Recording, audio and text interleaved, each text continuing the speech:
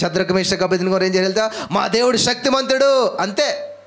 మా దేవుడు గొప్పోడు, ఇంకంతే. వాళ్ళకి ఇంక మిగతాది అనవసరం. ఎంత పొడుగు విగ్రహం పెట్టుకుంటావు, ఎంత మైదానంలో పెట్టుకుని మాకు అనవసరం.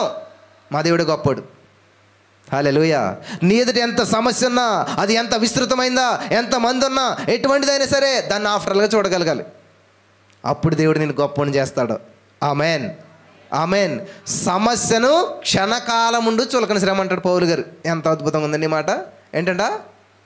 నేనేమంటానంటే సమస్యలు చుట్టాలు లాంటి అనమాట. చుట్టం చూపుకి సమస్యలు వస్తాయన్నమాట మీ ఇంటికి. ఆర్థిక సమస్యలు, అనారోగ్యం, ఇవన్నీ వచ్చి తలుపు తాడతాయన్నమాట. అయ్యో వచ్చి అనాలకు వచ్చారని మీరు ఏం చేస్తారు? మంచి దండేసి, దండం పెట్టి, సన్మానం చేసి, సత్కరించి, మంచి పరుపేసి పడుకోబెడతారు. ఆ సమస్య, అరే ఎంత బాగా చూసుకుంటున్నారు ఇలా అని చెప్పి ఆ అప్పుల సమస్య నీ జీవితాంతం విడిచిపెడితే ఇక్కడే ఉంటుంది, కాపురం పెడుతుంది అన్నమాట.